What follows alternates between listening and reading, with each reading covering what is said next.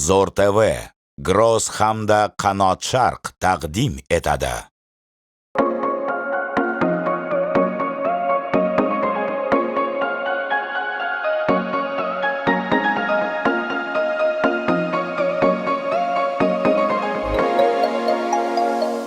Sizlar bilan Shanxayni boshqatdan kashf etamiz.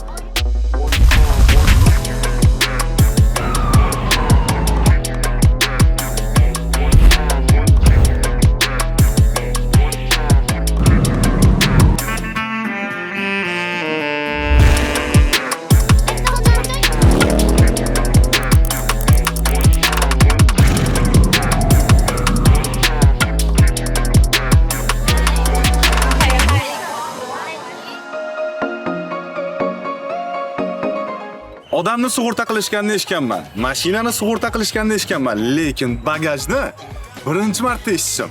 Ha, Gross kompaniyasi tomonidan men bagajimni sug'urta qildim. Nima uchun bagajga sug'urta kerak deb o'ylaysiz? Lekin bu juda ham kerakli narsa ekan. Chimadan yo'qolib qolishi va chimadanga qandaydir shikast yetishi, sinishi, bularni hammasini oldini olib, siz sug'urta qilsangiz, Gross kompaniyasi tomonidan hammasini qoplab beriladi. Ana endi stress qilishga hojat yo'q. Bemalol sayohat qilsangiz bo'ladi.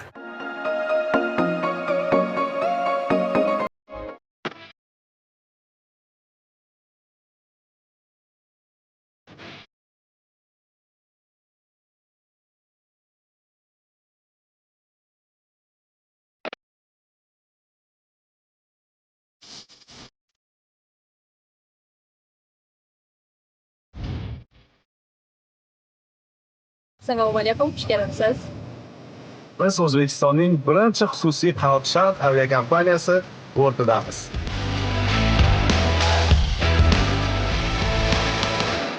Nazoratlariga ko'ra, uchinchi postlar uning xavfsizlik kamarlarini yechish uchun qo'l qopqog'ini ko'taring. Eshik amaliyotini va televizor справа и слева, 6 центр справа и слева, до мостовой части справа и слева.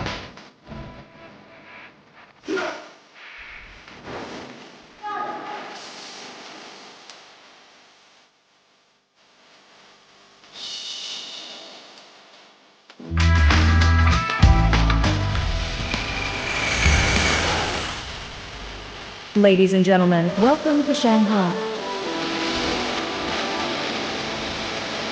Salom do'stlar, Zo'r TV omadli sayohat ko'rsatuvi. Bugun biz Xitoy davlatining haqiqiy yuragi bo'lgan megapolis 26 million aholisiga ega Shanxay shahridamiz. Bu shahar uxlamaydi. Har bir chekkasida hayot jo'sh uradi. Sizlar bilan Shanxayni 1000 yillik tarix, savdo yo'llari, mustamlakachilik davri izlari va ilg'or texnologiyalar uyg'unlashgan betakror shahar. Bu yerda har bir qadamingizda tarix nafasi va kelajak sharqining dinamik qadamlari birga seziladi.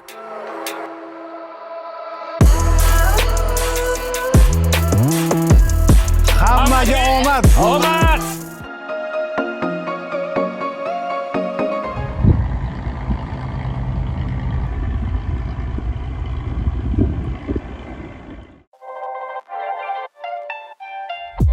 Hozir nariga qirg'oqqa paromda o'tamiz. Buni narxi atiga 2 yuan ekan. 2 yuanga menimcha o'tishga arziydi.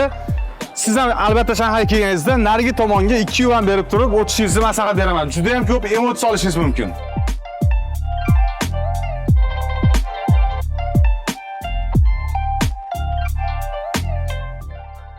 Shanxay nomi ilk bor 7-asrda Tan sulolasi davrida tilga olingan. U o'z vaqtida Huangpu daryosi bo'yidagi kichik baliqchi qishlog'i bo'lgan.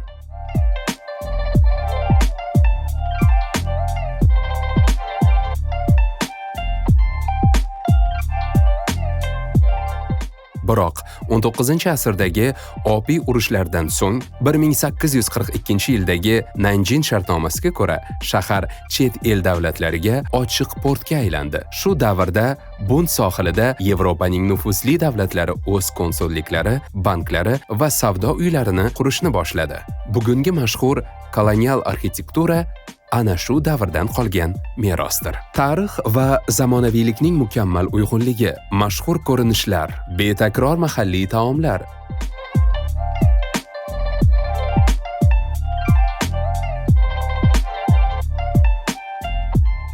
Shanxay bu shahar emas.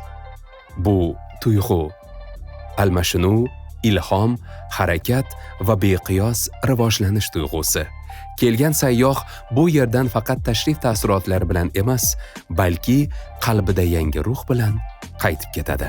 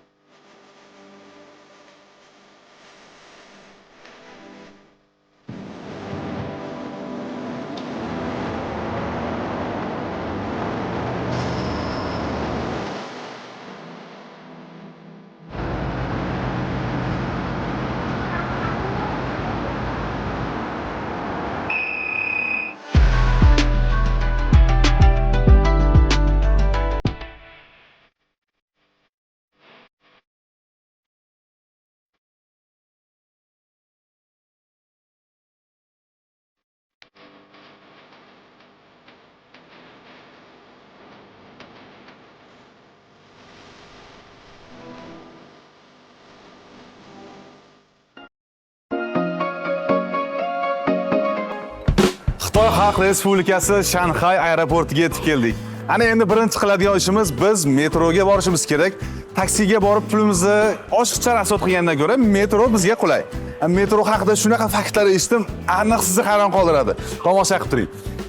Shanxay metrosi dunyoning eng uzun metro. Hatto bunaqa metro London, New York, Yaponiya, shunga o'xshash gigant davlatlarda ham bunaqa uzun metro yo'q ekan. Ya'ni uzunligi 830 kilometr tasavvur qilyapsizmi? Yana ham tasavvur qilishingiz uchun Farg'onadan Buxorogacha bo'lgan masofa. Shanxay metrosi juda ham qiziq. Bu metro soatiga 430 kilometr tezlikda harakatlanadi. Ya'ni dunyoning eng tez metrolaridan biri. Buni ham turistlarni o'ylagan holda aynan aeroportga bog'liq bo'lgan liniyalarni shunaqa tez poyezdlar qo'yishgan. Shanxayga kelganingizda metrolardan foydalanish deydi. Ya'ni hozir pulni aytadigan bo'lsam, 3 yuandan 9 yuangacha bemalol siz metro biletlarini xarid qilishingiz mumkin.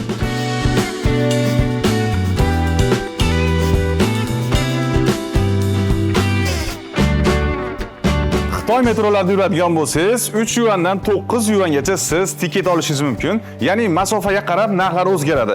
Hozir biz Pudong aeroportidamiz. Shanxayda shahar markaziga 30 kilometr. 30 kilometrga 6 yuan pul to'ladik. Ana endi eng asosiysi 30 kilometrga 7 daqiqada yetib boramiz. Tomosha qilib turinglar.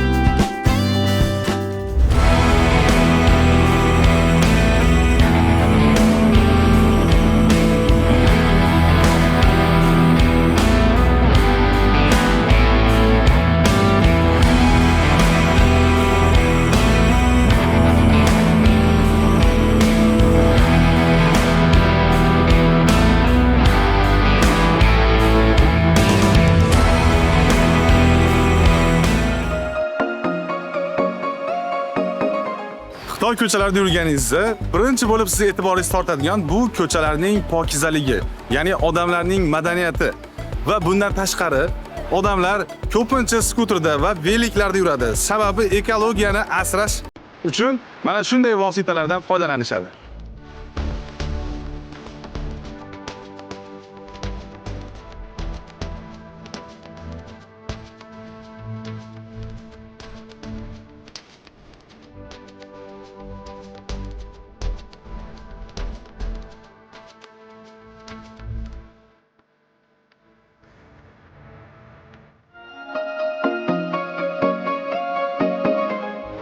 Tasavvur qilishingiz uchun bu do'kondan dunyo bo'yicha atiga 5 dona.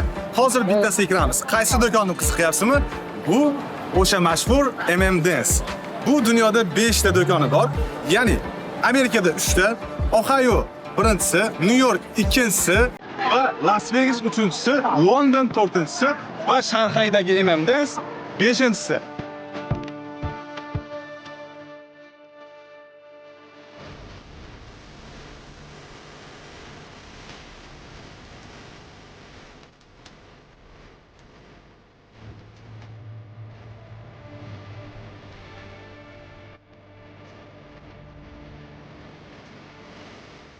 Biz hozir M&M's do'konining ikkinchi etajdamiz. Mana ko'rishingiz mumkin. Va xohlagan turdagi M&M'slar bor. Kilolar olishingiz mumkin va bundan tashqari bunaqa har xil o'yinchoqlar bor. Albatta bolalar uchun bu joyga kelishingizni tavsiya qilaman. Aytganimizdek, dunyoda 5 ta magazindan biridamiz.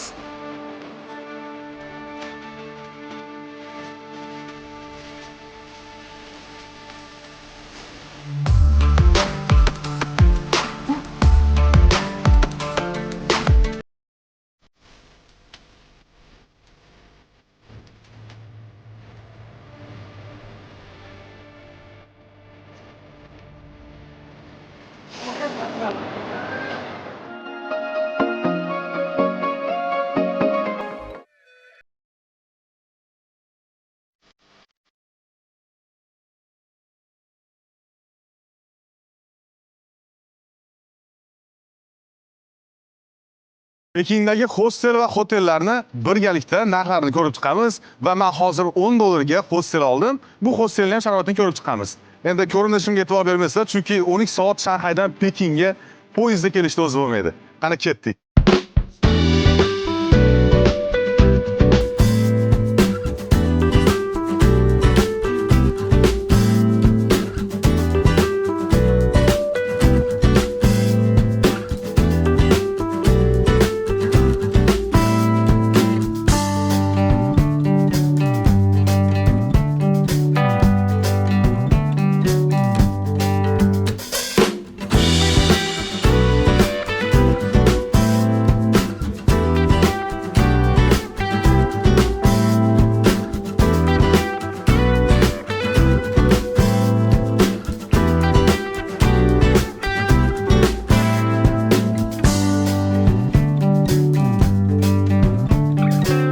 Check-in vaqti soat 2 da va biz ertaroq kelganimiz uchun 3 soat vaqtimiz bor.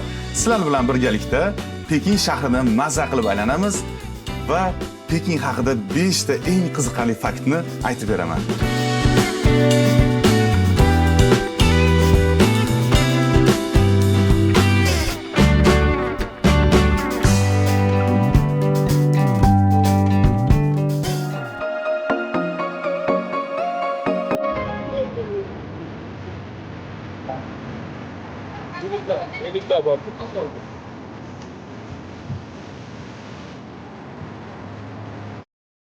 Pekin haqida birinchi fakt. 3000 yillik tarixga ega eng qadimiy poytaxtlardan biri. Ikkinchi fakt. Havoni ifloslanishini oldini olish maqsadida hattoki sun'iy yomg'ir yog'diradigan texnologiya bor. Uchinchi fakt. Pekin kiyim sanoati bo'yicha dunyoda birinchi o'rinda turadi. To'rtinchi fakt. Xitoyda birinchi o'rinda turadigan milliy taomi bu o'rdak. Beshinchi fakt. Pekin shahri Moskva shahridan 12 barobar katta.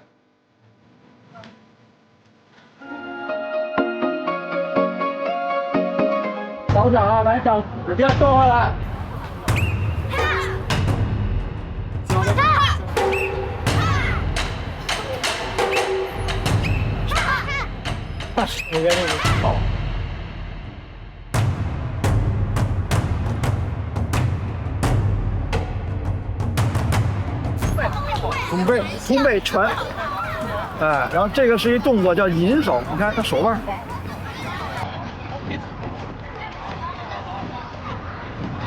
对。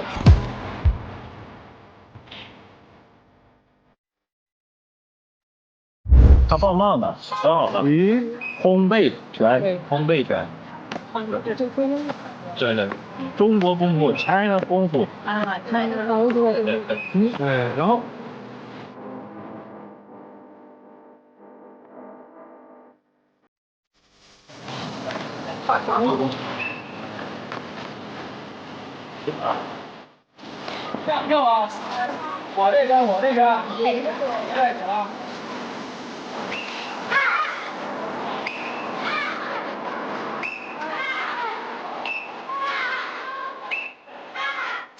你好 Good TV Uzbekistan Uzbekistan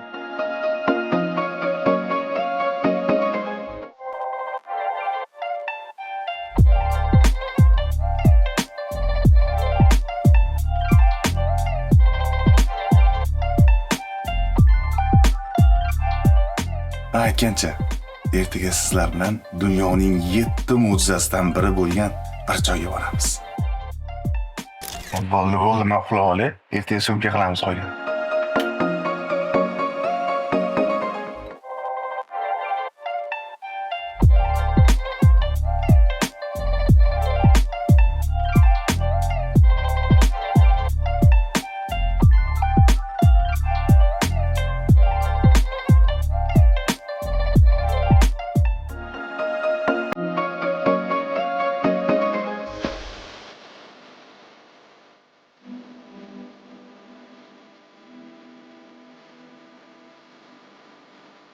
Va nihoyat men kutgan vaqt yetib keldi. O'sha mashhur dunyoning 7 mo'jizasidan biri Xitoy devoriga boramiz.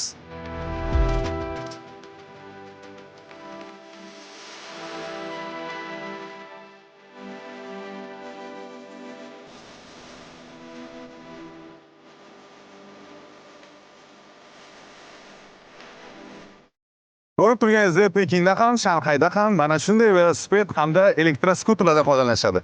Va bir ma'lumotni eshitib qoldim. 1980-yillar atrofida Pekin Xitoyning eng ko'p velosipeddan foydalangan shaharlardan biri bo'lgan ekan.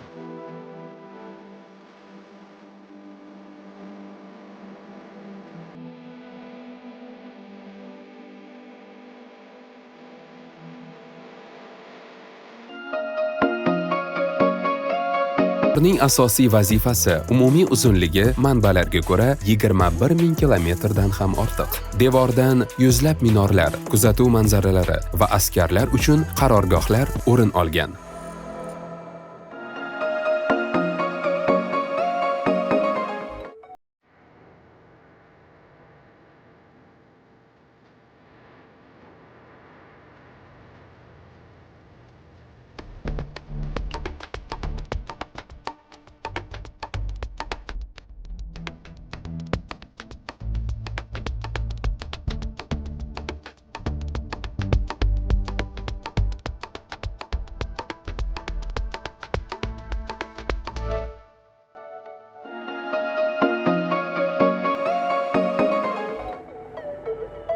Pekinning eng qulay transporti bu metro. 1969-yilda qurilgan, ya'ni eng tarixiy metrolardan biri.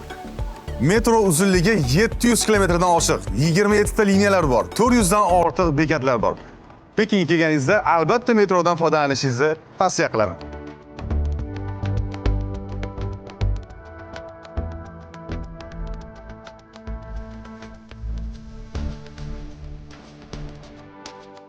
Yana bir narsani aytib o'tishim kerak. Xitoyda shaharlarga qarab metro narxlari o'zgaradi. Shanxayda 6 yuan, Pekinda esa 4 yuan.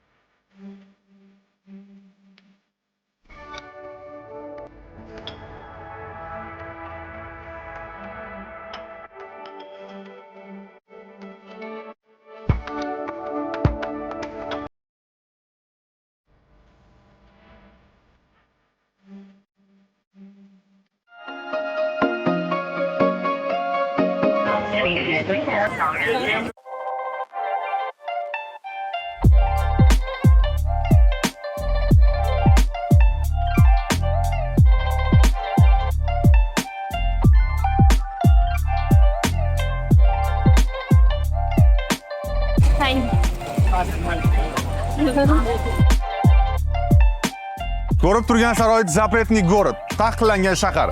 Bu dunyoning eng qadimiy va tarixiy saroylaridan biri. 1420-yil qurib bitkazilgan. 500 yildan oshiq Ning va Qing sulolalari imperiyalari yashab o'tgan.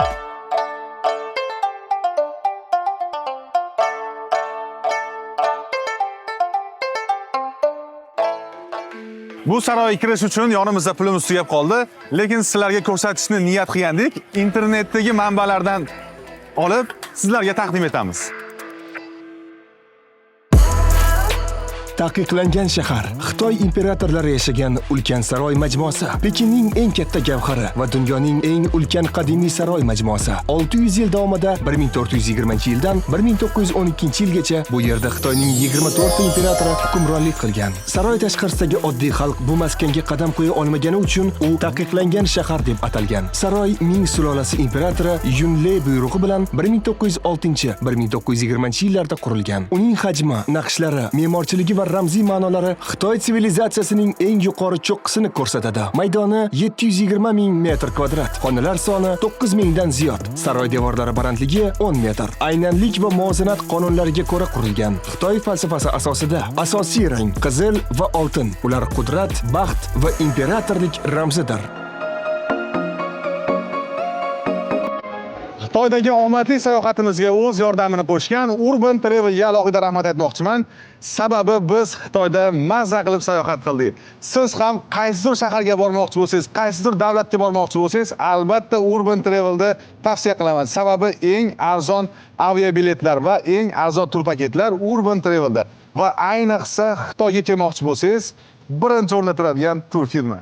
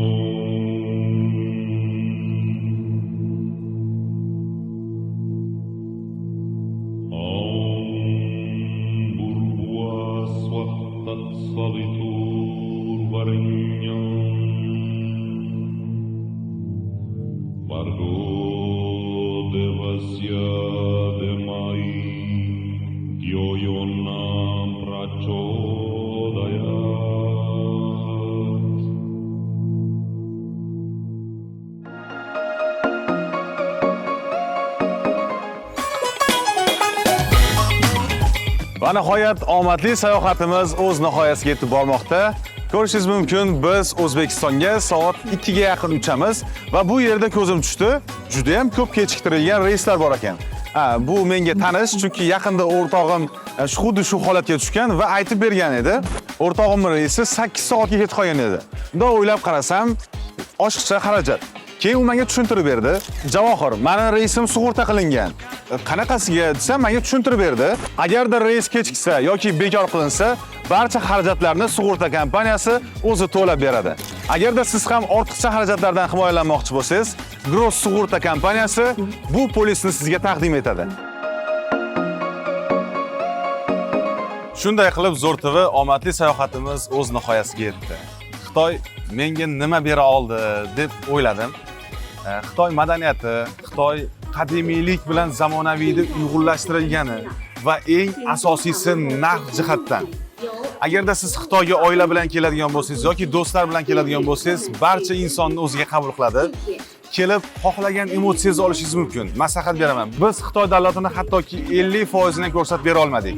Albatta siz o'zingiz kelishingizni tavsiya qilaman va o'zingiz uchun Xitoy davlatini kashf qiling.